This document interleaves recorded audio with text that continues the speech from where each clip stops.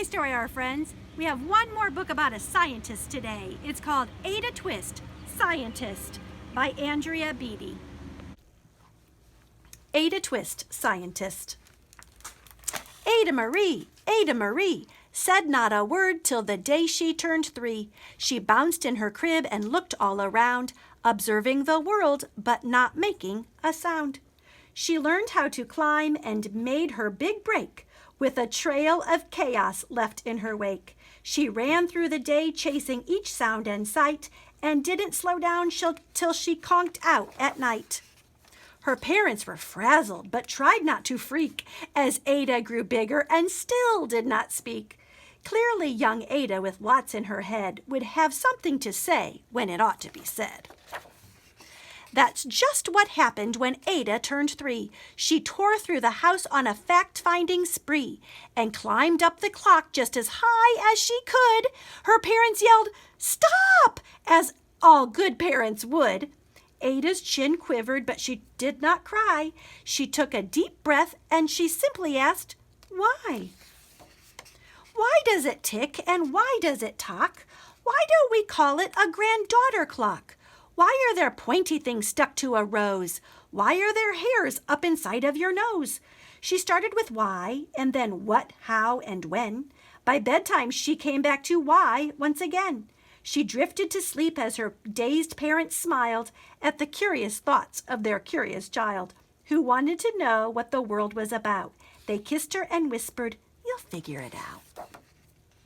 Her parents kept up with their high-flying kid, whose questions and chaos both grew as she did. Even Miss Greer found her hands were quite full when young Ada's chaos wreaked havoc at school. But this much was clear about Miss Ada Twist. She had all of the traits of a great scientist. Ada was busy that first day of spring, testing the sounds that made mockingbirds sing, when a horrible stench whacked her right in the nose, a pungent aroma that curled up her toes. "Zowie!" said Ada, which got her to thinking. What is the source of that terrible stinking? How does a nose know there's something to smell? And does it still stink if there's no nose to tell? She rattled off questions and tapped on her chin. She'd start at the start where she ought to begin. A mystery, a riddle, a puzzle, a quest. This was the moment that Ada loved best. Ada did research to learn all she could of smelling and smells, both stinky and good. One hypothesis Ada thought could be true. The terrible stink came from Dad's cabbage stew. She tested and tested, but soon Ada knew it was time to come up with hypothesis 2. Then, zowie, the stink struck again, just like that. Hypothesis 2, it's caused by the cat. The cat couldn't make such a stink on its own. It needed perfume and some fancy cologne. So young Ada tested. The test was a flop. She started again, but her parents yelled, "Stop!" I don't think she should put the cat in the dryer. Ada Marie, to the thinking chair now. By the time we count 3. "Enough," said her mother. "That's it," said her dad. Her parents were frustrated, frazzled, and mad. "Why?" Ada questioned. Her mother said, "No." "What?" Ada queried. Her father said, "Go. You've ruined our supper. You've made the cat stink. Enough with your questions. Now sit there and think." She looked at her parents. Her heart turned to goo. Poor Ada Twist didn't know what to do. She sat all alone by herself in the hall, and Ada once more could say nothing at all. And so Ada sat, and she sat, and she sat, and she thought about science and stew and the cat, and how her experiments made such a big mess. Does it have to be so? Is that part of success? Are messes a problem? And while she was thinking, what was the source of that terrible stinking? Ada Marie did what scientists do. She asked a small question, and then she asked 2.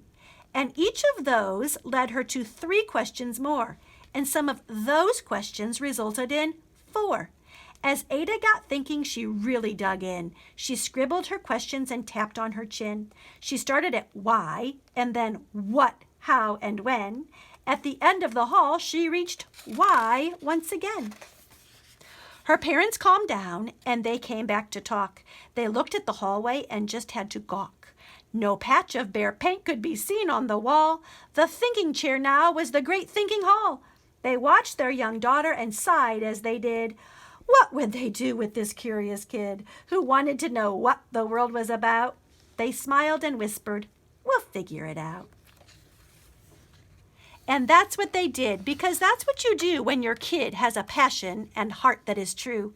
They remade their world. Now they're all in the act of helping young Ada sort fiction from fact. She asks lots of questions. How could she resist?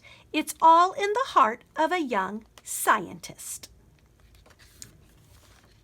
And as for that smell, what can Ada Twist do but learn all she can with her friends in grade 2? Will they discover the stink that curls toes?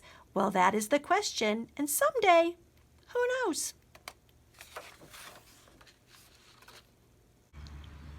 Did you figure out which town I'm in this week, friends? I have been in Washburn, Illinois, and this is our Washburn branch of the library.